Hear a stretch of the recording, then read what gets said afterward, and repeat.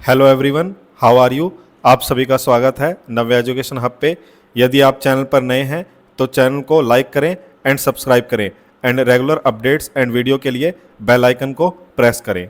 मेरा नाम है अनुराग कुमार और आज हम पढ़ने वाले हैं 10th क्लास एनसीईआरटी का second chapter acids, basis and salt. और ये जो चैप्टर है, ठीक है, मेरे से पढ़ने के बाद, इस वीडियो को अच्छे से समझने के बाद आपको ये चैप्टर बहुत ही ईजी लगेगा, ठीक है। और ये जो चैप्टर है ये इम्पोर्टेंट भी है। तो लेट्स वी स्टार्ट। इस चैप्टर में सबसे पहले हम क्या पढ़ने वाले हैं? एसिड। एसिड क्या होते हैं? बेसिस। फिर हम पढ़ेंगे बेसिस, बेस क्या होते हैं। फिर हम पढ़ेंगे इसके बाद इंडिकेटर। और इंडिकेटर कितने टाइप के होते हैं? इंडिकेटर 3 टाइप के होते हैं: natural indicator, synthetic indicator and olfactory indicator. और इसके बाद हम पढ़ेंगे मेटल्स रिएक्ट विद एसिड। और आपको ध्यान रखना है कि कोई भी मेटल है और वो एसिड के साथ में रिएक्ट कर रही है तो ऑलवेज वो कौन सी गैस प्रोड्यूस करेगी? Hydrogen gas. कोई भी मेटल है वो एसिड के साथ में रिएक्ट करेगी तो कौन सी गैस प्रोड्यूस करेगी? Hydrogen gas. Next, if someone in the family is suffering from a problem of acidity after over eating. Family में कोई पर्सन है वो ओवर ईटिंग कर लेता है और उसको क्या हो जाती है? एसिडिटी हो जाती है due to excessive production of HCl। जो स्टमक में एसिड ज़्यादा प्रोड्यूस हो रहा है उसकी वजह से या ओवर ईटिंग की वजह से एसिडिटी की प्रॉब्लम हो गई है। तो which of the following would you suggest as a remedy? तो इसका उपचार करने के लिए आप इन तीनों में से कौन सा सोल्यूशन यूज़ करोगे? लेमन जूस यूज़ करोगे, विनेगर यूज़ करोगे या बेकिंग सोडा सोल्यूशन करोगे? अब जो लेमन जूस है ये भी, इसमें भी एक एसिड पाया जाता है, सिट्रिक एसिड। और जो विनेगर है इसमें एसिटिक एसिड पाया जाता है। और जो बेकिंग सोडा है ये बेस है। तो एसिड के इफेक्ट को न्यूट्रल कौन करेगा? बेस करेगा। तो हम एसिडिटी को रिमूव करने के लिए क्या यूज़ करेंगे? बेस यूज़ करेंगे। क्योंकि जब एसिड और बेस रिएक्ट करेंगे तो जो इफेक्ट है वो क्या हो जाएगा? न्यूट्रल हो जाएगा, जीरो हो जाएगा। तो इसीलिए अगर हमारे स्टमक में एसिडिटी ज़्यादा होती है तो हम कौन सा सोल्यूशन यूज़ करेंगे? बेकिंग सोडा सोल्यूशन यूज़ करेंगे। Next, acids. एसिड क्या होते हैं? Acid are the substance which are sour in taste. जो एसिड ऐसे सब्सटेंस हैं जो टेस्ट में कैसे होते हैं? खट्टे होते हैं। Acid are the substance which are sour in taste and acid are the substance which when dissolve in water produce H+ ion in the solution. और एसिड ऐसे सब्सटेंस हैं जिन्हें जब हम वाटर में डिजोल्व करते हैं तो ये कौन से आयन प्रोड्यूस करते हैं? H+ आयन्स प्रोड्यूस करते हैं। इसीलिए हम इन्हें क्या बोलते हैं? एसिड्स बोलते हैं। तो आपको स्क्रीन पे दिख रहा होगा और बिल्कुल इजी है। जो एसिड है ना, acid are substance which are sour in taste. जो टेस्ट में कैसे होते हैं? खट्टे होते हैं। And acid are the substance when dissolve in water produce H+ ion in the solution. And the term acid is derived from Latin word acidus which means sour। और जो टर्म एसिड है ये हमें लैटिन लैंग्वेज से word लिया गया है, ठीक है। कौन सा? एसिडस। और एसिडस का मीनिंग क्या है? सोर। मीन्स जो एसिड ऐसे सब्सटेंस हैं जो टेस्ट में कैसे होते हैं? सोर होते हैं, मीन्स खट्टे होते हैं। बेस, उसके बाद हम base. Bases are the substance which are bitter in taste. जो बेसिस होते हैं वो टेस्ट में कैसे होते हैं? कड़वे होते हैं। And bases are the substance when dissolve in water produce OH- ion in the solution, ठीक है। जो बेसिस को जब हम वाटर में डिजोल्व करते हैं तो वो कौन से आयन प्रोड्यूस करते हैं? OH- ion. तो आपको ध्यान रखना है कि जो एसिड हैं वो सोर इन टेस्ट हैं और जो बेस हैं वो बिटर इन टेस्ट हैं। जो एसिड हैं वो खट्टे हैं और जो बेस हैं वो कड़वे हैं।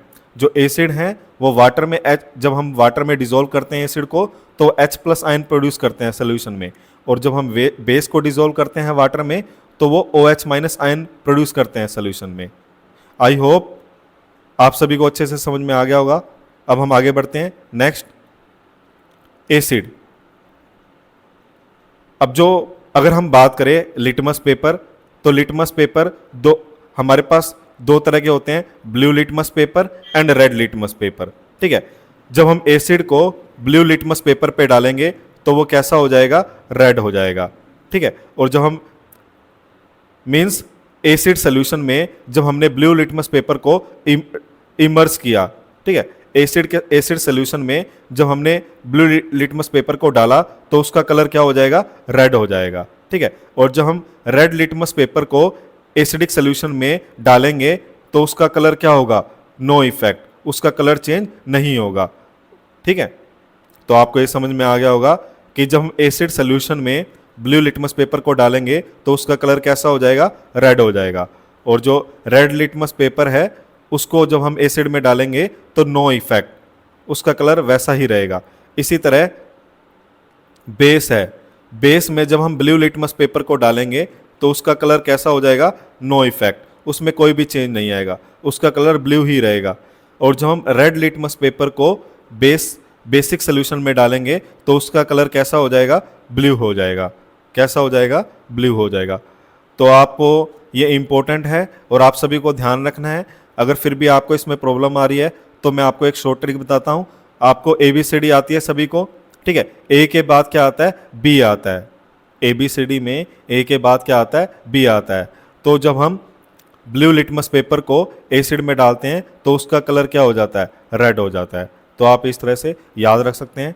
नेक्स्ट,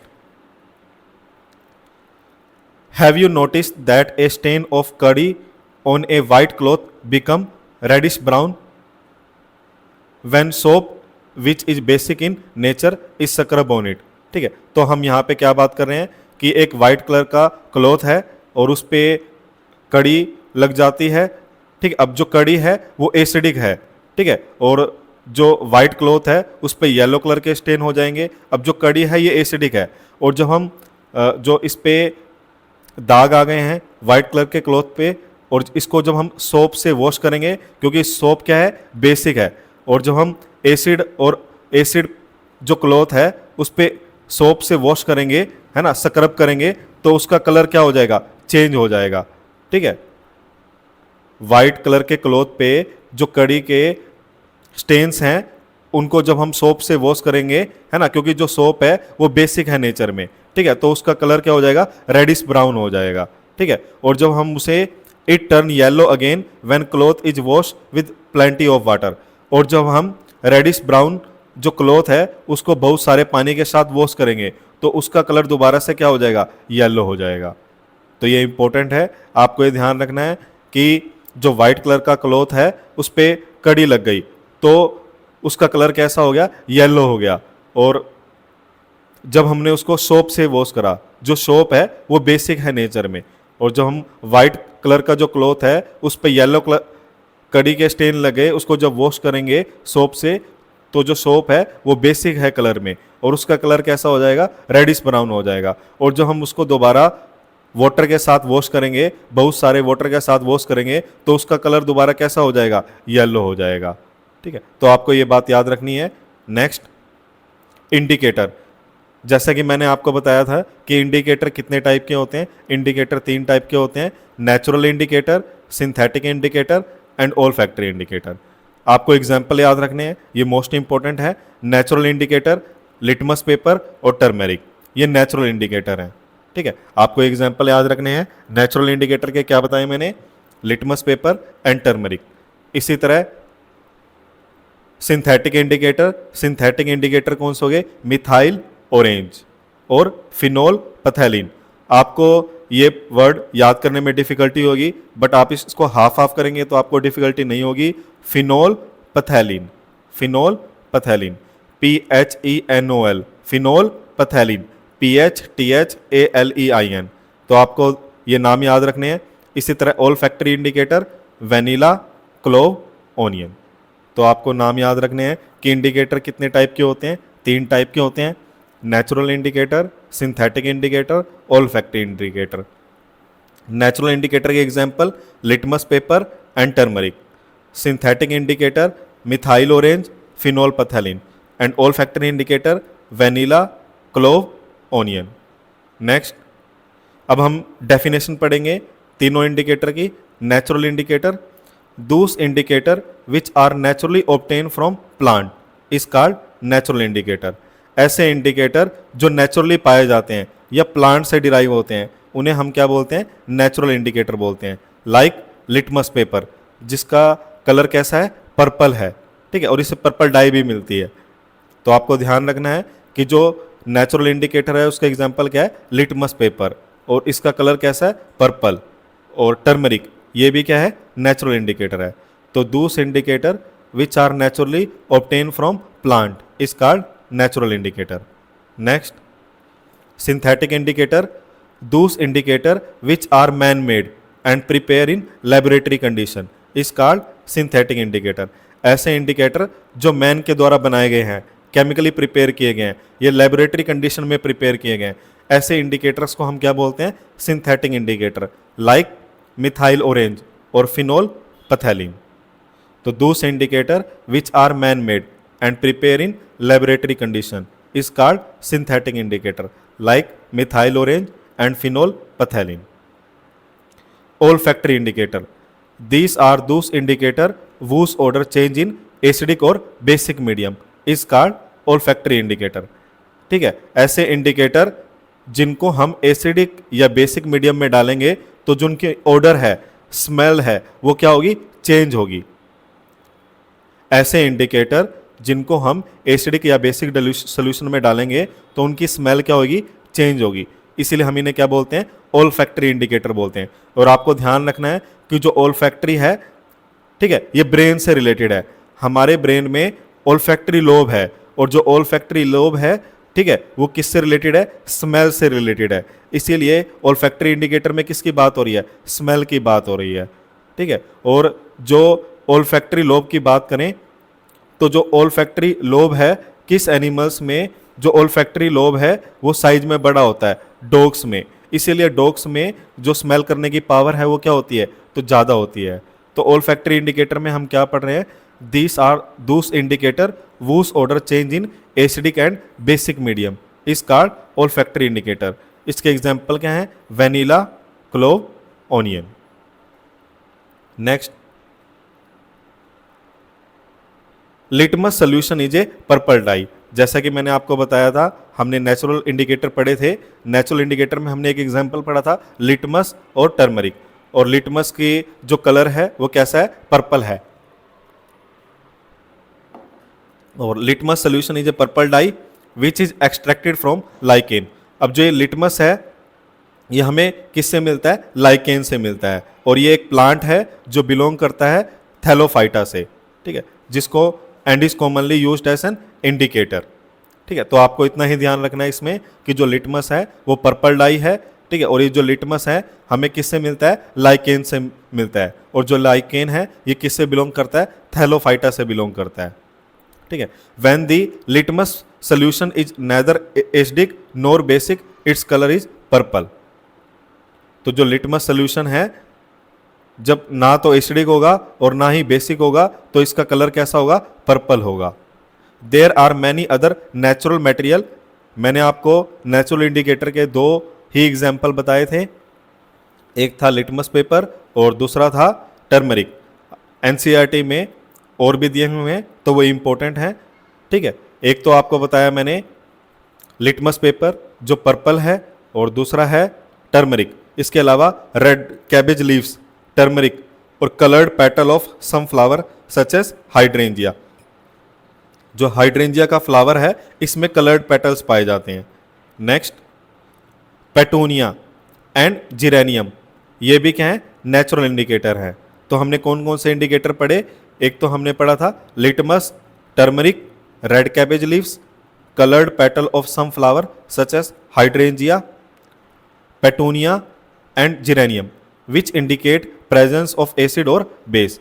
अगर हम इन इंडिकेटर को यूज करते हैं तो हमें पता चल जाएगा कि सोल्यूशन में एसिड है या बेस है।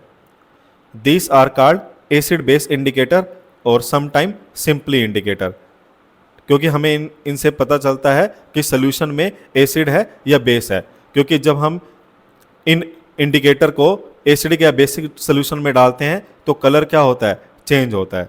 जैसा कि हमने पढ़ा था कि जब एसिडिक सोल्यूशन में हम ब्लू लिटमस पेपर डालेंगे तो ब्लू लिटमस पेपर का कलर क्या हो जाएगा, रेड हो जाएगा। ठीक है, नेक्स्ट, अब इंडिकेटर। अब ये हमने इंडिकेटर पढ़े थे, सिंथेटिक इंडिकेटर, फिनोल पैथेलिन और मिथाइल ऑरेंज। और यहाँ पे मैंने 3 सोल्यूशन लिए हैं, एक हमने सोल्यूशन लिया है न्यूट्रल सोल्यूशन, ठीक है। न्यूट्रल सोल्यूशन मीन्स जीरो, जिसमें कोई भी चार्ज नहीं है, न्यूट्रल सोल्यूशन। एक हमने लिया है एसिडिक सोल्यूशन और एक हमने लिया है बेसिक सोल्यूशन। और आपको पता है न्यूट्रल सोल्यूशन न्यूट्रल है, जीरो है, और जो एसिडिक सोल्यूशन है इसमें H प्लस आयन की कंसंट्रेशन क्या है, ज़्यादा है। और जो बेसिक सोल्यूशन है इसमें OH माइनस आयन या हाइड्रोक्साइड आयन की कंसंट्रेशन क्या है, ज़्यादा है। तो जो हम फिनोल पैथेलिन सोल्यूशन को न्यूट्रल सोल्यूशन में डालेंगे तो कलरलेस रहेगा, कलर चेंज नहीं होगा। और जब फिनोल पैथेलिन सोल्यूशन को हम एसिडिक सोल्यूशन में डालेंगे तो भी वो क्या रहेगा, कलरलेस रहेगा। और जब फिनोल पैथेलिन सोल्यूशन को बेसिक सोल्यूशन में डालेंगे तो उसका कलर क्या हो जाएगा, पिंक हो जाएगा। आपको यही चीज़ याद रखनी है कि जो फिनोल पैथेलिन सोल्यूशन है, ठीक है, हमने इसको न्यूट्रल सोल्यूशन में डाला तो उसका कलर क्या रहा, कलरलेस। फिनोल पैथेलिन को एसिडिक सोल्यूशन में डाला तो कलर कलरलेस, और फिनोल पैथेलिन को बेसिक सोल्यूशन में डाला तो कलर कैसा हो गया, पिंक।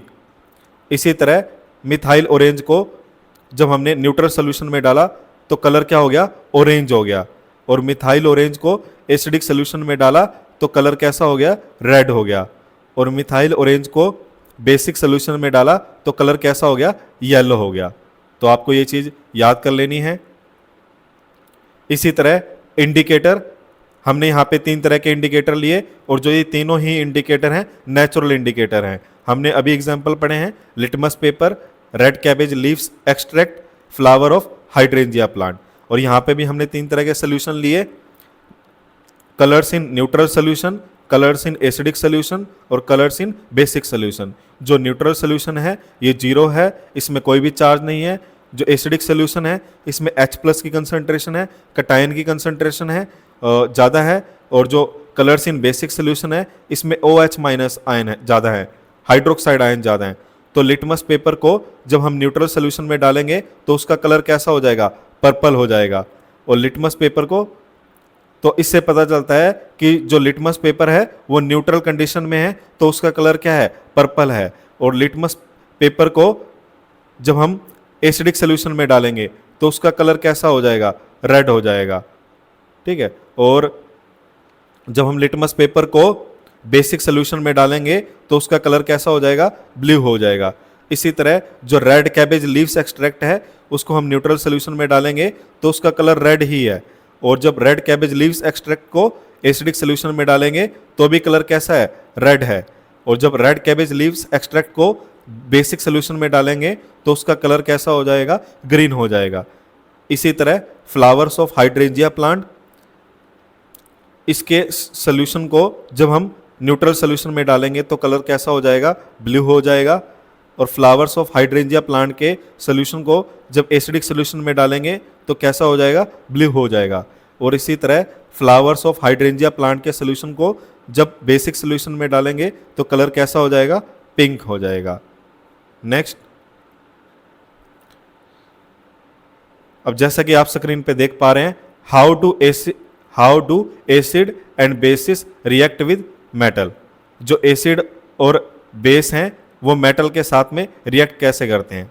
तो जैसे कि आप स्क्रीन पे देख पा रहे हैं, कोई भी मेटल है वो एसिड के साथ में रिएक्ट करेगी तो कौन सी गैस प्रोड्यूस करेगी, हाइड्रोजन गैस। ये मोस्ट इंपॉर्टेंट है। कोई भी मेटल है वो एसिड के साथ में रिएक्ट कर रही है तो क्या प्रोड्यूस कर रही है, साल्ट प्लस में हाइड्रोजन गैस।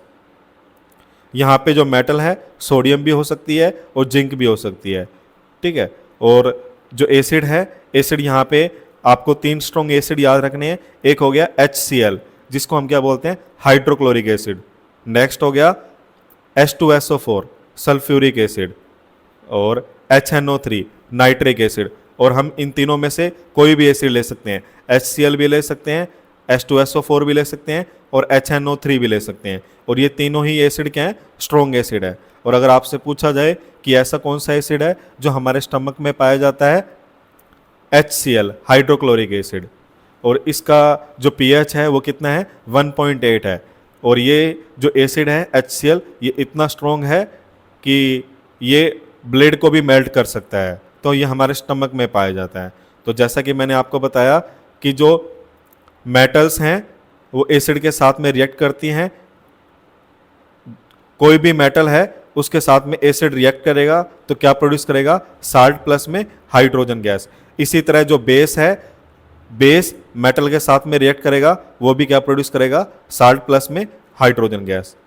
नेक्स्ट, जैसा कि अभी हमने पढ़ा था और ये वेरी इंपॉर्टेंट है इस चैप्टर की, वेरी इंपॉर्टेंट है इस चैप्टर में, ये जो 4 रिएक्शन लिखी हुई हैं, ठीक है, ये आपको याद होनी चाहिए।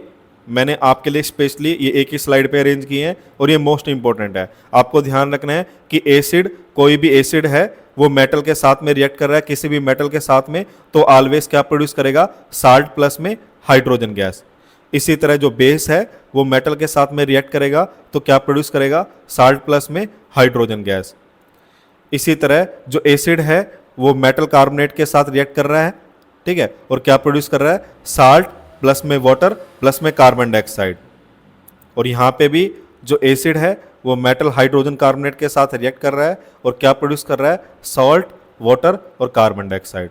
तो आपको ये ध्यान रखनी है कि एसिड जो है मेटल के साथ में रिएक्ट कर रहा है और कौन सी गैस प्रोड्यूस कर रहा है, साल्ट प्लस में हाइड्रोजन गैस। इसी तरह जो एसिड है वो मेटल कार्बोनेट के साथ में रिएक्ट कर रहा है और क्या प्रोड्यूस कर रहा है, साल्ट, वाटर, कार्बन डाइऑक्साइड। और जो एसिड प्लस में मेटल हाइड्रोजन कार्बोनेट, वो भी क्या प्रोड्यूस कर रहा है, साल्ट, वाटर और कार्बन डाइऑक्साइड। और जो बेस है वो भी मेटल के साथ में रिएक्ट कर रहा है और क्या प्रोड्यूस कर रहा है, सॉल्ट प्लस में हाइड्रोजन गैस। तो आपको अगर मेरी वीडियो अच्छी लगी तो मुझे सपोर्ट करें, ठीक है, और मेरे जो चैनल को ज़्यादा से ज़्यादा लाइक करें, सब्सक्राइब करें एंड कमेंट करें। थैंक्स।